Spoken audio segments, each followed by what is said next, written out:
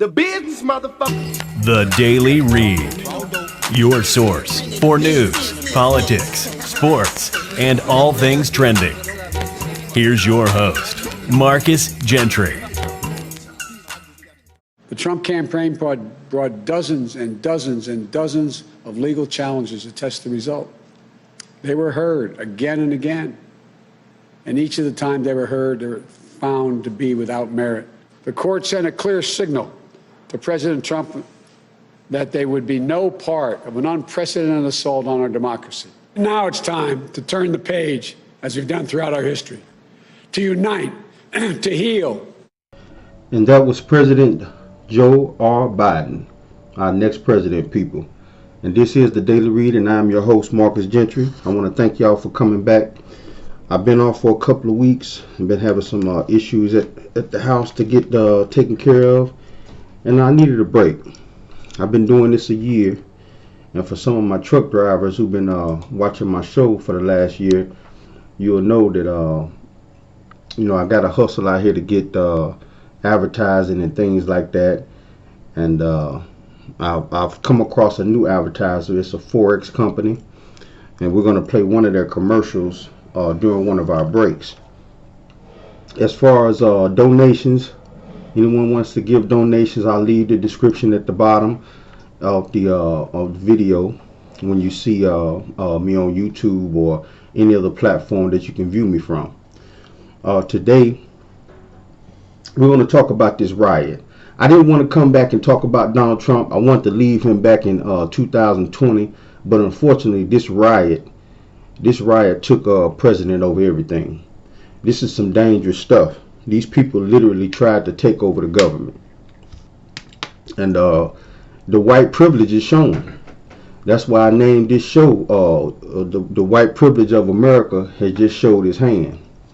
Because anyone can look at that whole incident and tell that if it was a black mob that rushed the Capitol, number one, they wouldn't have got up the steps.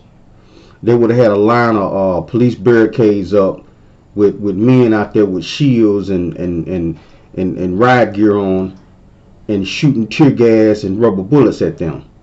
They would never have gotten that far. And what I think, to be honest with you, I think a lot of the senators, the president, his son, Rudy Giuliani, I really think they had something to do with this. The Capitol Police was just too overwhelmed. It was just too much for them. There was calls of asking for the National Guard to come in, but the phones wasn't being answered. And then when the phone was answered, the people on the other end said they didn't have the authorization to send anybody in. This is some dangerous stuff. These people are in fear, and I've talked about this on previous shows, that these people are in fear of losing power in this country. They can never put us back in slavery. And that's what I want to let all of my minorities out there know that look at my show. Slavery is not an option. It'll be death in the streets if they tried something like that. Jim Crow is not an option. Going back to hanging us and kicking us off buses because of our skin color, that's not an option. So what they have to do now is they want to maintain the status quo. And the status quo is all of the wealth in this country stays in the hands of white people. And everybody else get the scraps. That's what this is really about. They don't care no more about the whole slavery thing. That done had its time and it's gone. They don't care about the whole Jim Crow. Even though they still bigots, they still don't like minorities, especially black Americans. But they really don't care about that anymore neither, because they know it's too far gone to bring it back. What they do care about is the power structure and the money in this country. I want y'all to listen to Joy Reid. I look at her show sometimes, but I really fool with Rachel Maddow. Rachel Maddow, she gets the dirt on people. But Joy Reid hit it on the head when she talked about how the whole Freddie Gray incident was different from this. How in Baltimore, Freddie Gray was murdered by the police, basically. how he was slung in the back of a squad car and just driven around the city until he died. And when the blacks stood up and protested, not rioted, they protested, she said she was in more fear of the police than the actual rioters. I want y'all to listen to this in her own words and have her describe this. Before I get to that though, we're going to do our liquor tasting. You know I like to do my liquor tasting, people. I haven't forgotten you. I have Captain Morgan. It's a black spice rum, people. Captain Morgan, if y'all can see that. It's a black spice rum. My guy down at the liquor store, my Arabian guy, he knows I do my show and I do liquor tasting, so he always brings something good out from the back and let me get it. This is 47% alcohol. It's dark. I don't think I've drunk a liquor this dark. Whew, it's strong too. Now he told me there's two ways to drink this. You can drink it straight on ice, or you can put it over some ice cream. So we're gonna do the ice cream testing in a minute. Let me see how it tastes. I'm gonna give it my rating of 1 to 10.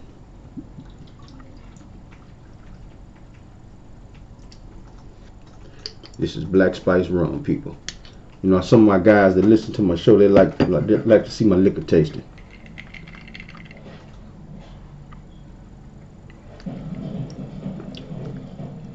Whew. Oh yeah.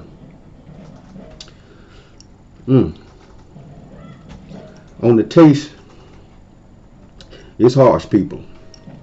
It's harsh. If the color can indicate how harsh it is, it's bad. But it has a aftertaste, like a cinnamon spice to it. A cinnamon spice aftertaste to it. Give me one more taste.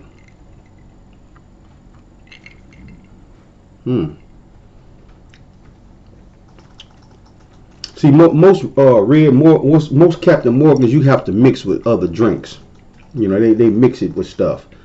I haven't seen too many people drink Captain Morgan straight or drink it on its own. You always see it mixed in something. You know, I've seen people put it in Long Island iced teas. But it's I get about an 8. This is not one of the things you're gonna down. But I give it about an 8. We're gonna try it over some ice cream, like my guy Ali said. Let me check it out. See, this is what I've known Captain Morgan for, is mixing it with other stuff.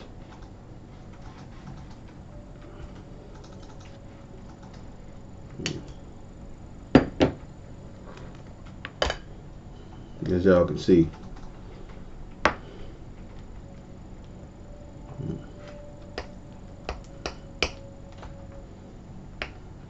Now this is a pecan ice cream, butter pecan or peanut butter or something like that. Let's see what it tastes like.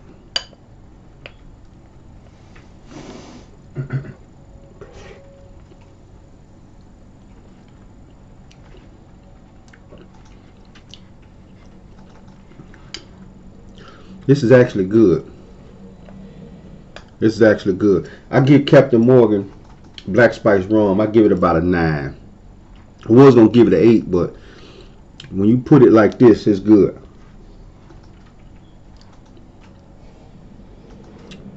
And it'll creep up on you.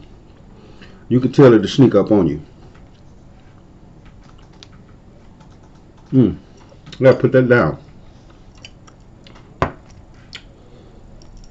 Again, people, this is Captain Morgan Black Spice Rum, 47.3% alcohol. I get about a 9. This is something you can keep in your cabinet if you want to have a fun mixed drink. You can supplement that, put it in your Long Island iced tea, because I think Long Island iced tea has like 4 different brands of liquor in it. You can mix it with a little ice cream. It's good. But let's get back to the show. And I want y'all to listen to Joy Reid, people, and listen to how she describes the whole aftermath of Freddie Gray, and then how she looked at, being a black woman, how she looked at the whole situation with the white privileged mob that ran up in the Capitol. Listen to this. And the uprisings that took place after Freddie Gray brought in a level of policing that I've never witnessed ever in life. It looked like a war zone. Police brought in tanks. They brought in body armor. They were wearing full body armor rubber suits where they almost looked robotic, full gear, enormous, powerful weaponry. And they were phalanxed out all across Baltimore, Penn and North. They were standing menacingly, waiting to brutalize anyone who even looked at them funny. The level of force, the level of just almost indiscriminate rudeness, cruelty, hardness of those police officers, and at curfew time, which would be 9 o'clock, and then almost every night during that uprising, at some point I would go on with you, Rachel, and describe to you what I was seeing, and it was terrifying. And what terrified me in those moments in Baltimore were not the marchers. I was never afraid among the marchers. The marchers just wanted justice. They just didn't think it was okay to just kill a guy because he looked at the police funny. I wasn't afraid of them. I was afraid of the cops because they were menacing. They knew those marchers were coming every night. They knew there was going to be a curfew every night. The great Elijah Cummings would walk people home and get them to go home because he didn't want them out after curfew. But there would always be some guys who would stay out after the curfew, who would refuse to go home, who would claim the right to be in their streets. And I was never afraid of them. I was afraid of the cops. The reason, as Claire talked about, that these people were so unafraid of the cops, who were sparsely distributed through our capital, which hasn't been breached since 1812, when it was burned. The reason they could easily and casually, with their cameras on, film themselves throwing things through the walls of our capital, our property, going inside the Capitol, sitting in Speaker Pelosi's office, casually take pictures of themselves, have that played on Fox News, they know that they are not in jeopardy. Because the cops are taking selfies with them, walking them down the steps to make sure they're not hurt, taking care with their bodies, not like they treated Freddie Gray's body. White Americans aren't afraid of the cops. White Americans are never afraid of the cops, even when they're committing insurrection, even when they're engaged in attempting to occupy our capital to steal the votes of people who look like me. Because in their minds, they own this country, they own that capital, they own the cops work for them, and people like me have no damn right to try to elect a president. Because we don't get to pick the president, they get to pick the president. They own the president, they own the White House, they own this country. And so when you think you own it, you own the place, you ain't afraid of the police because the police are you, and the police reflect back to them. That was Joy Reid from MSNBC. I've never heard her go on a rant like that, and I can tell she was upset. But what she was speaking was true.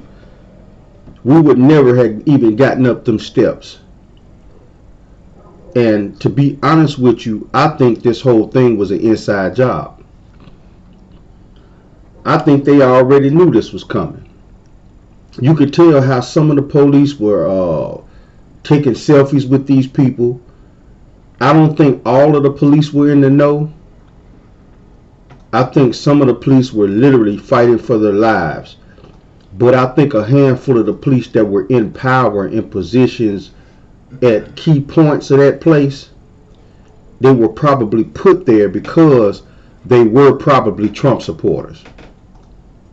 I really have a feeling, and it's going to come out sooner or later. It's going to come out because we have a new administration, and Biden's already talking about switching out all of the secret services. That's huge. Usually Secret Service are men and women who protect the president no matter who he is or she. These are men and women who are apolitical. No matter what Democrat, Republican, Independent, no matter what they are in their private life, they do their job. But for Joseph Biden to go into the White House and swap out all of the Secret Service, that lets you know that there is no trust there no more. That means Donald Trump has brought in sycophants, racist bigots, and people who are loyal to him. And there is no telling what kind of bugging devices were planted inside the Capitol building to listen in on congressmen and senators' conversations. There's no telling what kind of bombs were planted in that building. When you got a mob like that running around, half of those people are just some country bumpkins done travel from all over America to be there. And then you probably had maybe a handful of people who were agents sitting there to do a job. Because one of the congressmen, he said on one of his interviews, I tried to find it, and he said he don't know how the regular protesters found his office. If anybody know anything about the Capitol building, it's a huge maze.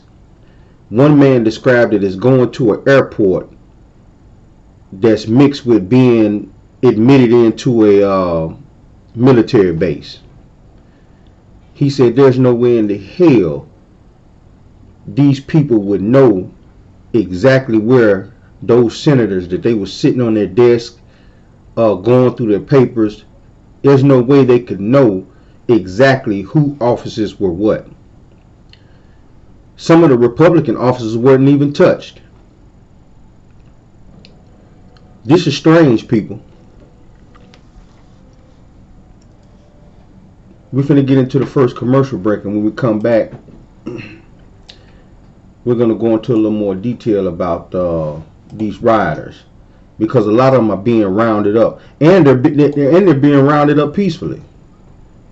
You know, they're being rounded up from all over the United States. These people flew in from Texas, Arizona, Florida, Ohio, Oregon. One man, the guy that looked like a Viking with his face painted, he had a spear. This guy was from Florida or Arizona, one of the two, but he was nowhere. He didn't live nowhere near DC. This is some strange stuff. We'll be back. The business, motherfucker. The Daily Read.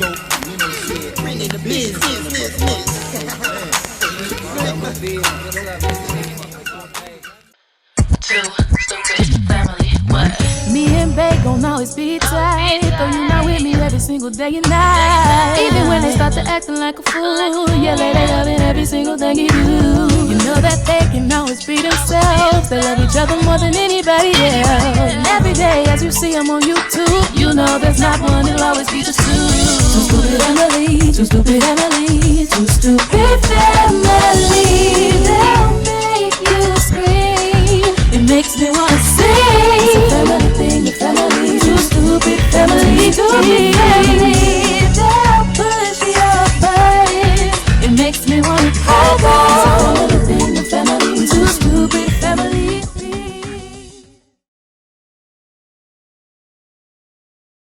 The business, motherfucker. The Daily Read.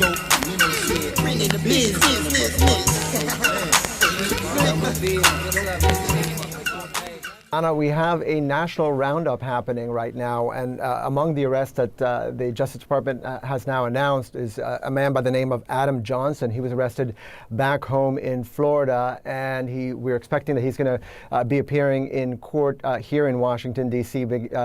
Next week. But a man by the name of Jacob Chansley. He's the one that you see in some of these images with face paint and a sort of bearskin hat.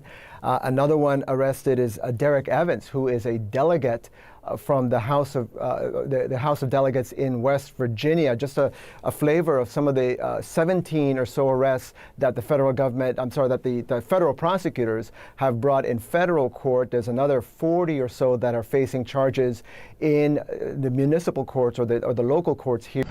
I played that clip for you guys because I wanted y'all to see the face of hatred. Those people were in there to do a job. They were sent out by the president and Rudy Giuliani and the president's son. I'm not even going to play none of their speeches on here. I don't want YouTube to flag me. I'm not worried about my other media sources that my show is broadcast on. But YouTube, all the social media sites are trying to block Donald Trump. Finally, he has like 1 week left in office, and now they want to block Donald Trump. So I don't want to put any of his speeches, his hate speeches, on my show and have YouTube block me. But just know that you can find it. It's out there. You know, the man riled these people up and sent them down Pennsylvania Avenue. He basically told them, and then he told them he was going to march with them. He didn't go with them. After he told them to go down Pennsylvania and tell them a piece of your mind, I'm marching with you, he turned around and go back in the White House and watched it on TV. He made that happen. And he should be liable for all of that destruction and all of those people that died. Any normal citizen that's involved with a car wreck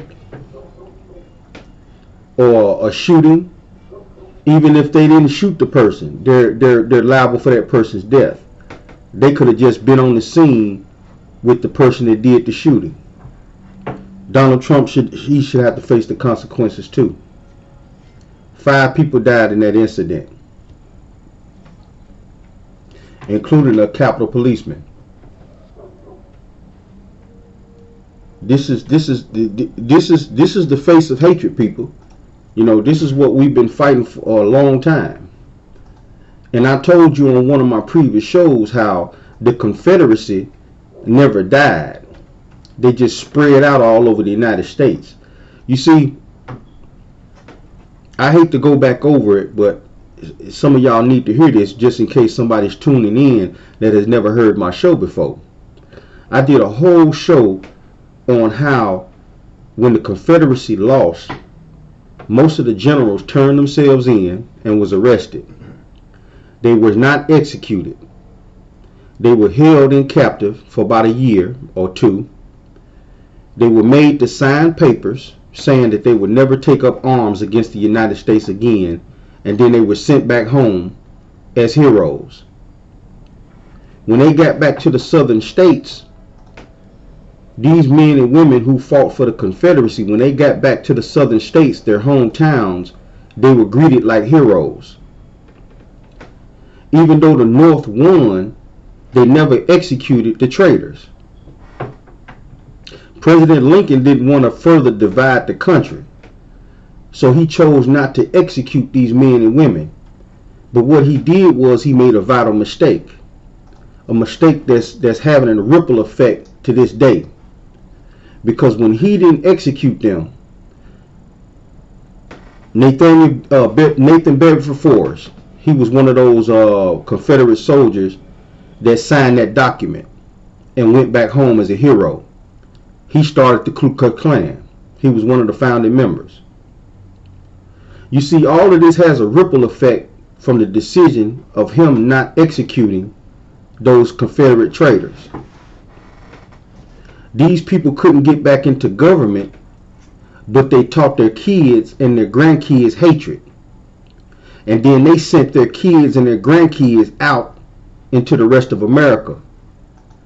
You might have a guy in Wisconsin, you might have a guy in Michigan who can trace his ancestry back to Alabama, who still has that hatred in his heart for black and brown people. They were never, the head of the snake of the Confederacy was never decapitated. It lost, but it was never decapitated. And then you had Jim Crow that came after the Civil War, where they said, okay, we're not going to keep you as slaves, but we're going to keep you separate from us. What that did was it put all the blacks into the ghettos of America and put all the whites into the better parts of America. And that's how we survived for 40, 50 to 100 years. And then after Jim Crow, you had the Civil Rights era. You see, all of this has an effect from the Civil War. These people know that they can't bring us back to slavery. They can't bring us back to Jim Crow. But what they can do is try to lock down the resources and the economic funds and the money and all of the things that we in America everybody wants to be a millionaire. Everybody wants to drive the big boy cars. Everybody wants to have the big house. But only the certain few blacks who they allow to have that get that. If you shucking and jiving, playing football, basketball, entertaining people, you can get that. If you're running around here, you're $1 million quarterback, you black, come out of high school throwing 1,000 yards, rushing passes and all that. Yeah, they'll give you $1 million contracts and all of that. Or if you some corny rapper who entertain a lot of white people with tattoos all on your face like Lil Wayne, yeah, you get 10 million, 20 million, 30 million. But they don't want you to be CEOs or nothing.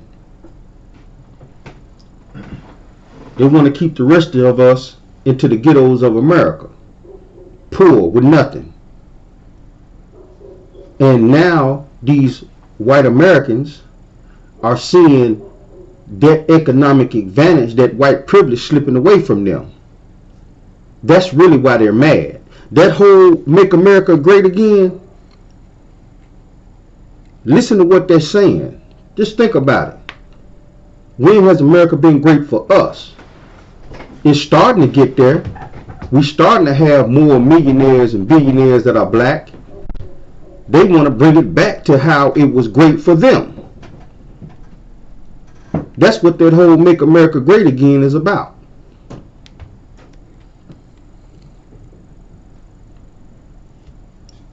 I'm going to go further. Play this next clip. A man with a truck full of bombs that was parked outside one of the House buildings just right across the street from the Capitol. He was essentially left that truck full of bombs to go attend the Trump rally, and then came back and was arrested as a result of that. A lot more. These people brought bombs, pipe bombs, Molotov cocktails, zip ties. They had a picture of an ex-military guy, white guy, running around the Capitol building with zip ties. That lets you know that he was looking for any senator or congressman that he don't like. And it was going to be a hostage situation. These people went in there to do a dirty job. And I still to this day think that the mob was sitting there, and the mob went in there not knowing, but I seriously believe there was a small elite unit of people that was sitting in that building to do some real dirty work. And if anybody from the streets know what that dirty work is, that means killing, murder, destruction. That real dirty work, not just busting out windows, not protesting. It was a certain amount of people probably sitting in with that crowd that was sitting in to do some real dirty work. We're living in dangerous times.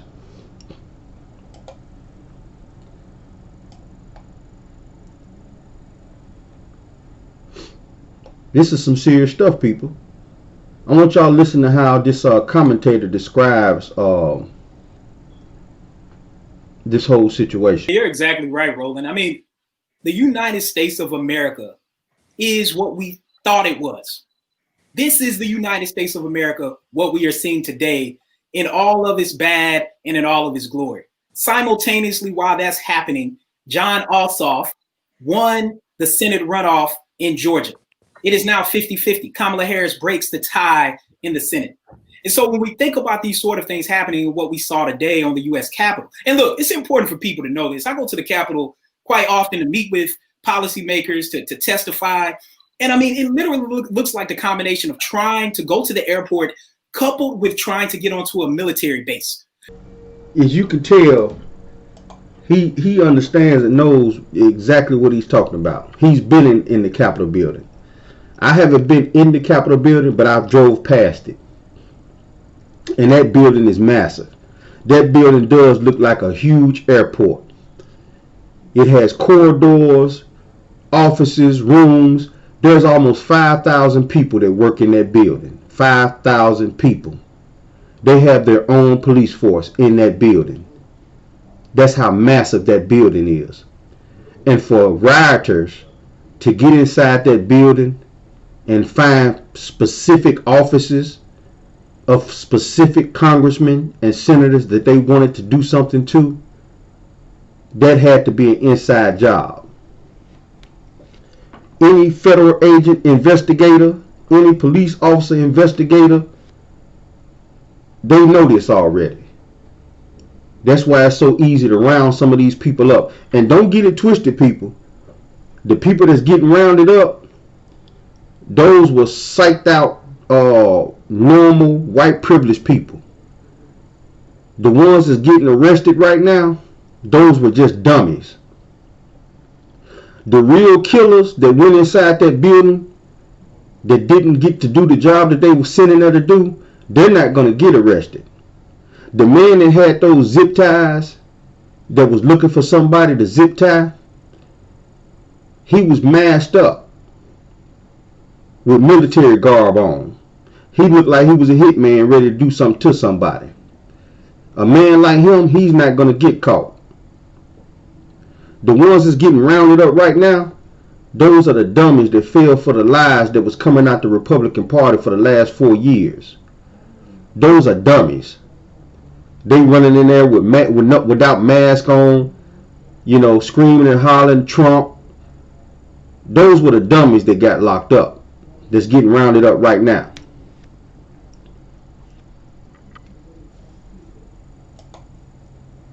I'm going to continue on, because this brother right here, he has some good knowledge. His name is Rashad Ray. So we have to realize that also what we saw today was that the police who were supposed to be protecting those buildings also became troublesome bedfellows with those domestic terrorists who were taking it over. And we have to be very, very clear that police officers were participating in that. The other thing that's important for people to understand how historic this is. This coup d'etat, you were calling it, storming the Capitol, has not happened. The last time it happened was the early 1800s. He's dropping some historical information on you people. The last time that building got raided like that was in the 1800s by the English army. The English army got mad at the Americans for a deal that went wrong or something. I didn't take the time to look up all the details of it, but the last time that building, that massive building with all that security, got raided like that was in the 1800s, people. That's a long time ago. And to have a bunch of white privileged people just run into that building like that, that had to be an inside job. And I'm willing to guarantee you that when it all comes out, you're going to find out that this was an inside job. You're going to have police officers which were literally taking selfies with these rioters, with these insurrectionists. A lot of them are going to probably get locked up too. I feel like all of them should be charged with murder.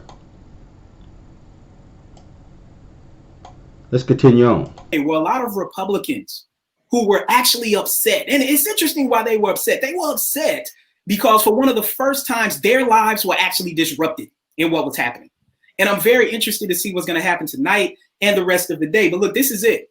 When people have been able to cheat and have been able to get where they are because of their symbolic privilege as it relates to whiteness, when things are fair and when equity is being pursued, they feel cheated and they act out and they want to go take over something and do more damage. And that's what we're seeing today. What he's talking about, like I said, people, is white privilege. He's talking about white privilege.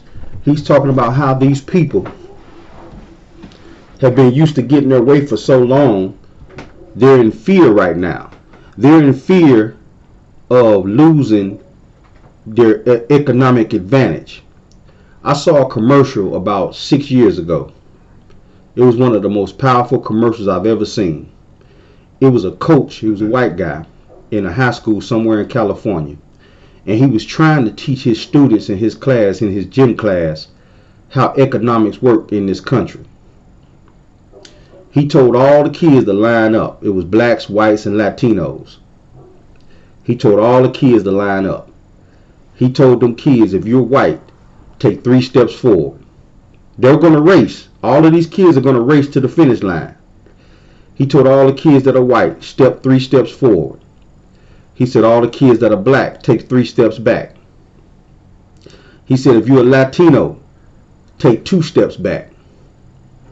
Latinos are more closely white than they are black. He said now, if you're black and your people got money, take a step forward. He said if you're white and your people got money, take 2 steps forward. He said, okay, now, when I say go, take off running to the finish line. And when you looked at that crowd of kids, all of the white kids in that crowd were nearly halfway to the finish line just because of the skin color. That was one of the most powerful commercials I've ever seen. And I don't even think too many people seen that commercial. I've been trying to find it for years because I wanted to play that commercial on my show. I think it was on the History Channel or A&E or something like that when I seen it, but it was a real good, powerful commercial. It was one of, like I say, it's one of the most powerful I've ever seen. To explain to a bunch of young adults how the differences is in the economics of the different races in this country. This white guy right here, he's going to go into more detail of how the media played a part in this. And when I say the media played part in this, I'm not talking about fake news. I'm not talking about all that crap. What I'm talking about when I say the media played a part in this, social media and regular media, how the media played a part in this is because most of the media is white. Most of the media, not all. You got black commentators, you got black news reporters, but the majority of the media is white.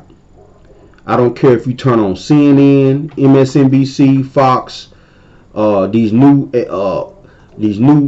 news shows that's coming out. I don't care what news show you turn on, you're gonna see 1 or 2 blacks scattered here and there, 1 or 2 mixed people. You could tell got a little mix in their blood, and the majority of these news people are white.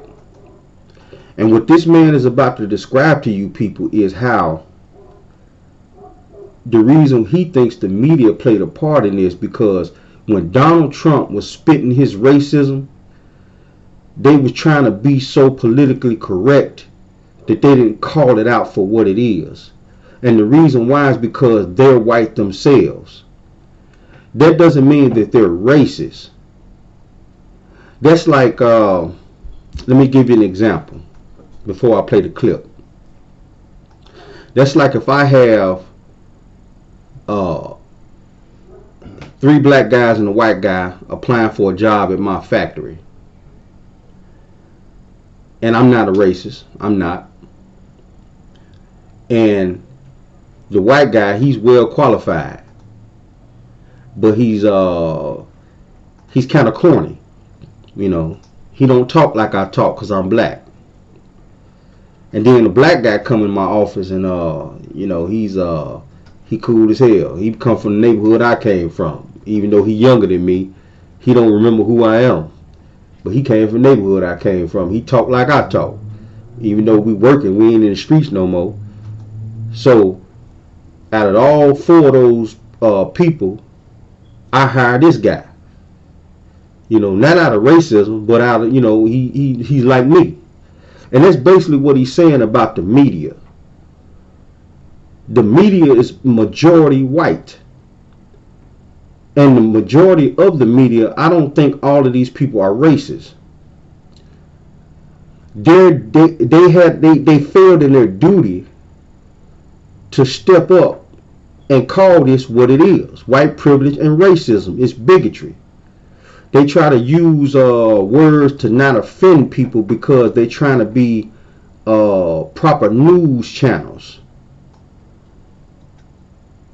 they try to say, well, civil unrest, instead of a racist white mob.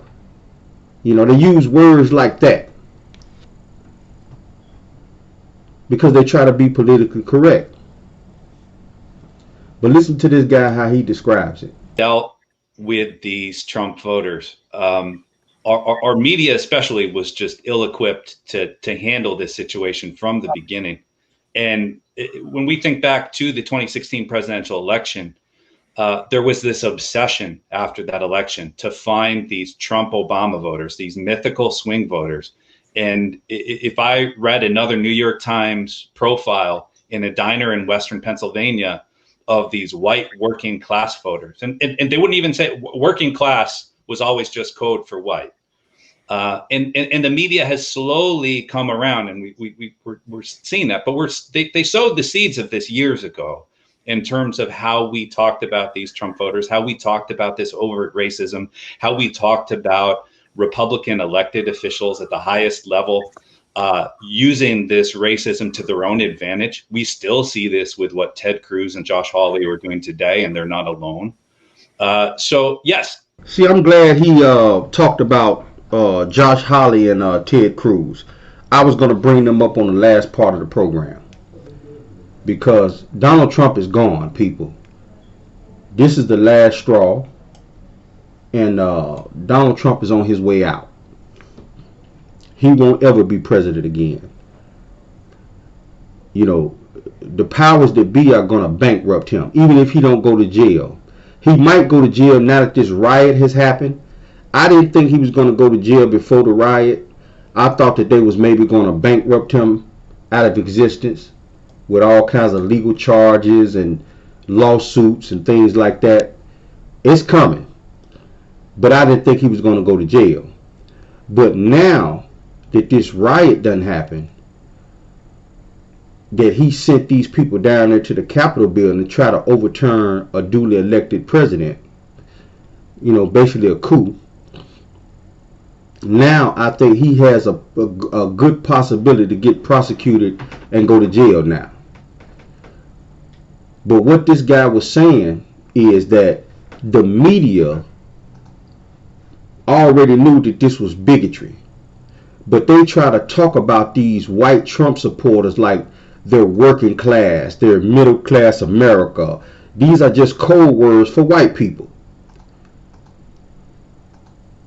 Instead of them saying that these white people have a problem with black and brown moving into the neighborhoods, having the same amount of college degrees that they have, having the same access to money and funds and banks and jobs that they, instead of talking real talk to people, they call these Trump supporters just middle class, quote unquote, middle class America. That they call these people, the middle of the road mom and pops. They just want to look out for their own best interests and stuff like that. These people were bigots. They have racism and bigotry in their heart. It's been covered up for a long time. And the reason why it was covered up for a long time is because now, if you come out with the N-word or you come out with your bigotry, you might get your face slapped off. See, back in the days, in the 50s and 60s, you come out with bigotry, the black person that you being bigoted or racist to, he might put his head down and walk off and say, yes sir, okay, I'm gone, I'm out of here, I'll leave. And then all the good old white boys will laugh and send you on out the door. But now if you come out with bigotry, you might get your face smacked off.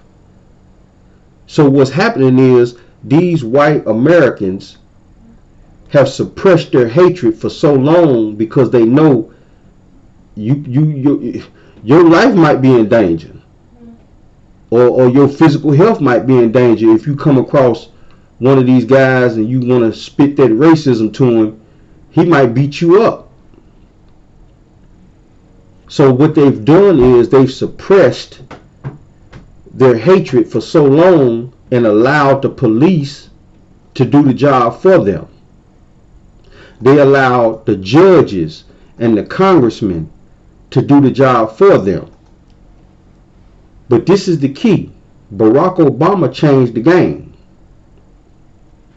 The reason why Barack Obama changed the game is because they were satisfied with allowing the police, the Congress, and the president, and the judges, and the city council, and the governor, and the mayor of your city or your town to do the bigotry for them. While they sat back and said, I'm not a racist, I got black friends. But they allowed the government and the local government to do the bigotry for them. They allowed the local government and the United States government to allow them to have white privilege, which is bigotry. While they sit back with their hands clean and say, I'm not a bigot, I can't help it if I'm better educated. You gotta get educated. So what Barack Obama did, which is why so much hatred came out, is because they finally realized that sitting back and allowing the government to do racism for them wasn't enough, because somehow blacks are still getting elected president. Blacks are still getting elected mayors. Blacks are still getting elected governors and city councilmen and school board members. So it's not enough. So now they're starting to feel the heat, because allowing them to do the dirty work for them while they sit back in their big old beautiful house with the brand new driveway and the nice cut grass, you know, telling people, man, look, y'all poor black people, y'all killing each other. We can't help it if you know, I'm not a racist. But the whole time, you don't have to be a racist outright, because the country is doing the job for you. But when Barack Obama got elected, it changed the whole game. They started having real fear that their power structure was crumbling down on them. I'm going to get into the next commercial break, and when I get back, I'm going to talk about this Josh Hawley and Ted Cruz. Because, see, Donald Trump is done. He's finished. The Republicans, the racist party of today, not of yesterday, but of today, have used this dummy, Donald Trump, as an ends to a means. But now that he's done, they're going to toss him to the wolves. But there are two new people who are very smart. These are college, Stanford, and Yale educated white men who have studied up under the feet of Donald Trump. And these two men are not as stupid as Donald Trump. So that's the problem. See, Donald Trump was their figurehead to get white privilege back, like they wanted. But Donald Trump was just so much of a goofball. These two men right here, they're not dummies like Donald Trump. These two men right here are nasty and vicious, and they're very educated. We'll be back. The business, motherfucker. The Daily Read.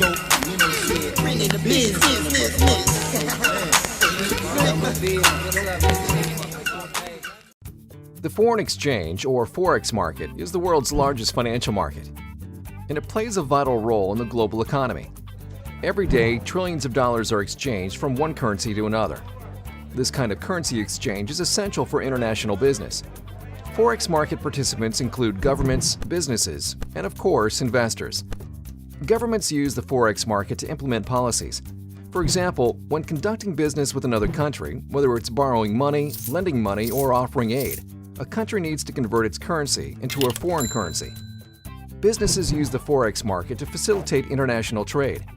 For example, they may need to convert payments for goods and services bought overseas, or to exchange payments from international customers into their preferred currency. And investors use the Forex market to speculate on changes in currency prices. Currency prices change almost constantly during the week because the Forex market is open continuously from Sunday at 4 p.m. until Friday at 4 p.m. Central Time. A trading day starts at 4 p.m. and ends at 4 p.m. Central Time the following day. The business, motherfucker. The Daily Read.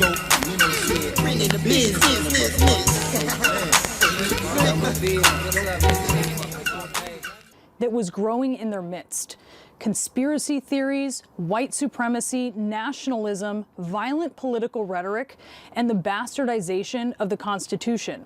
They tried to harness the power of this monster, insisting that it wasn't actually a monster at all, as if our eyes were just deceiving us, even as the monster grew out of control in clear view. There was a host of CNN. I think her name's Breonna Taylor. I think that's her name. She's talking about this racist monster that has been building in the Republican Party since Nixon.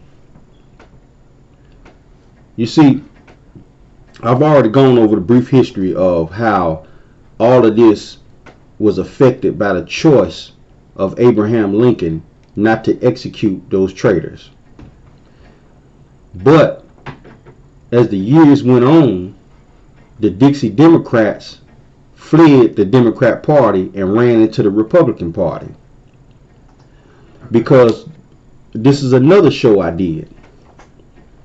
I talked about how John F. Kennedy opened the doors for black and brown people to come into the Democrat Party.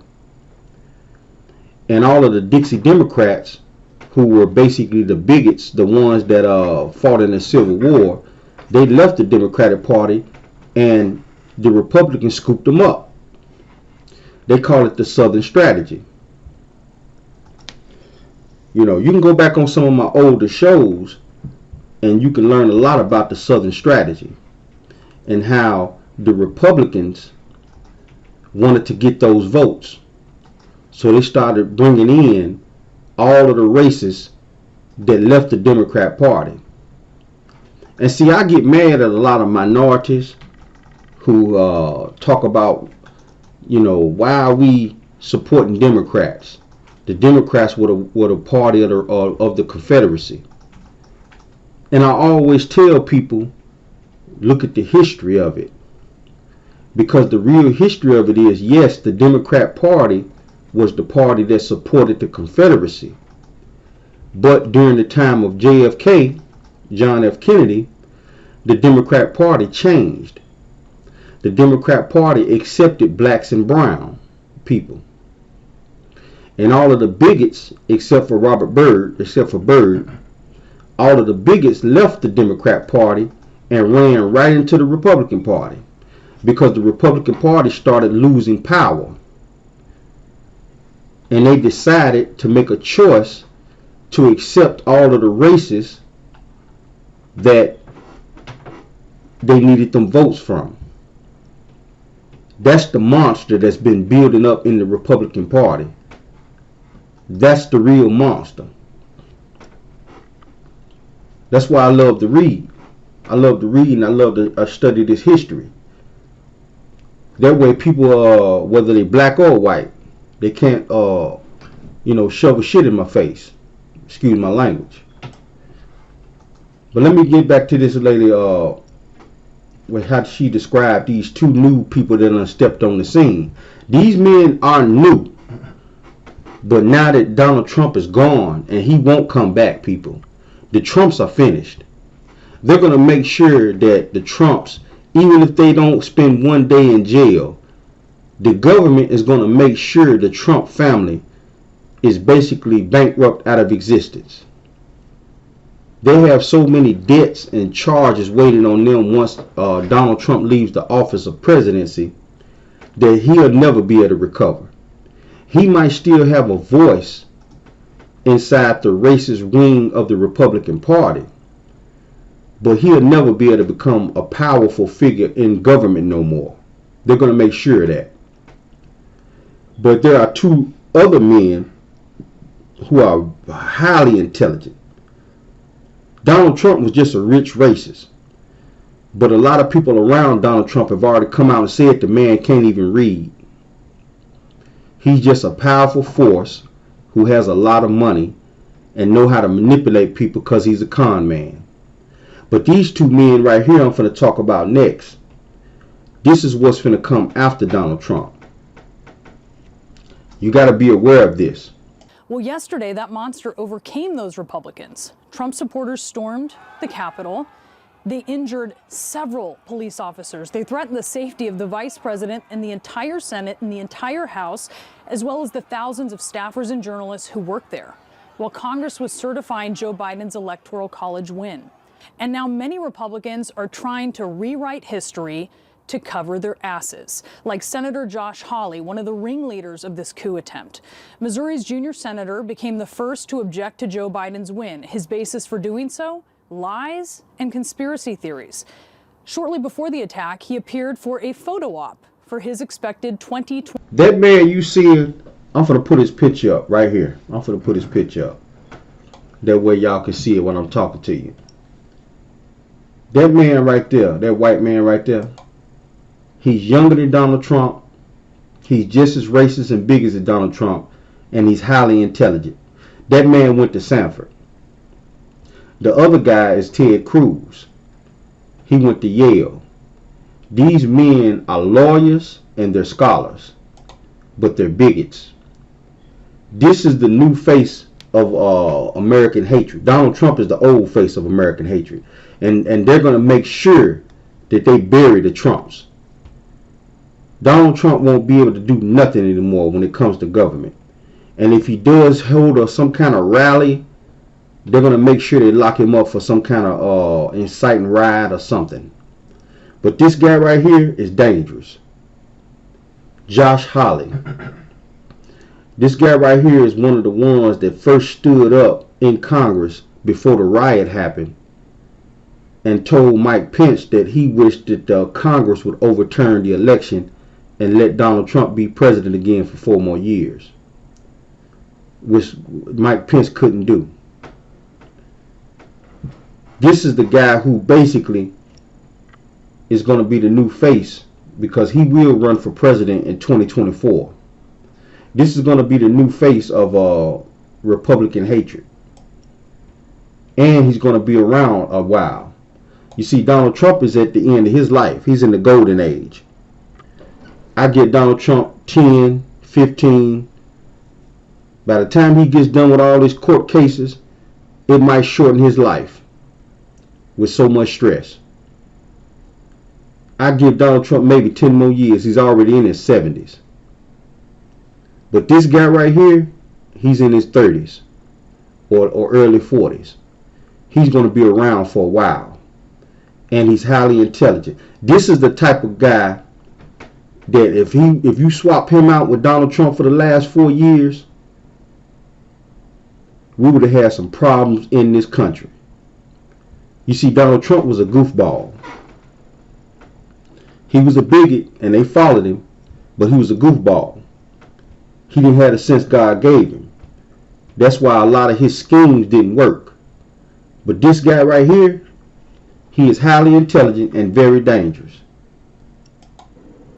The same Senator Hawley who the night before appeared on Fox to say how furious he was that liberal protesters showed up outside of his home with bullhorns.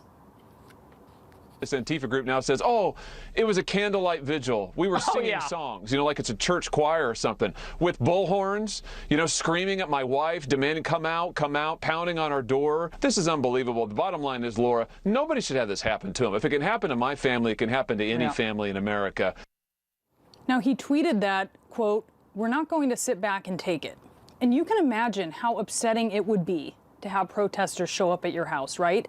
He said he wasn't home, but his wife was with their newborn and she was shaken. Now, the police have come out on a statement and say Josh Hawley was lying. That wasn't Antifa that showed up at his house. The reason they don't like Antifa people is because Antifa stands for anti-fascist. Donald Trump is a fascist. Adolf Hitler was a fascist. These people who are fascists are wannabe dictators and kings. And Antifa stands against that. That's why you always hear the Republican Party, especially the bigots, try to blame something on Antifa. Antifa's been quiet as a mouse. They haven't been into any fights lately. They haven't beat up any KKK members lately. They haven't done nothing. They've been standing back. Antifa's been very quiet lately. But these Republicans keep going after Antifa because they know Antifa is basically a militant group that's going to fight against people like racist Donald Trump. You see, these people who are bigots, they're not worried about the Black Panthers. You see, the Black Panthers, they're going to show up with the guns and the berets and the black gloves on their hands, the black leather jackets, and they're going to pose for cameras. You know, try to look intimidating. Antifa, these are mixed people. White, black, Chinese, Chinese American, Japanese American. They finna get out here and scuffle. They finna get out here and fight. That's why the government don't like Antifa. Because when the KKK show up or the neo-Nazis show up, wherever in America they show up and do a rally, Antifa shows up and beat them up. That's why the government is scared of Antifa. They're not scared of the Black Panthers. The Black Panthers is just a symbolic group right now. Now, I'm not saying it ain't some rough guys in the Black Panthers. I'm not saying that. I'm not saying they won't do nothing. But as it stands right now, the only group that America, government, as far as the bigots go, is scared of is Antifa. Because Antifa will shake something. I played that clip of Josh Hawley because I want y'all to really get a good look at his face. That man right there is a clean-cut white guy. Got his hair trimmed up, got his nice suit on, highly educated, highly intelligent, and full of hatred. That guy right there is finna be the new face of the Republican Party. And he's very dangerous. Very dangerous. He's the one who has been backing Donald Trump. But he doesn't have the power that Donald Trump has because Donald Trump was the actual president. So what happens is the actual president with the power is a goofball. A guy who don't even read.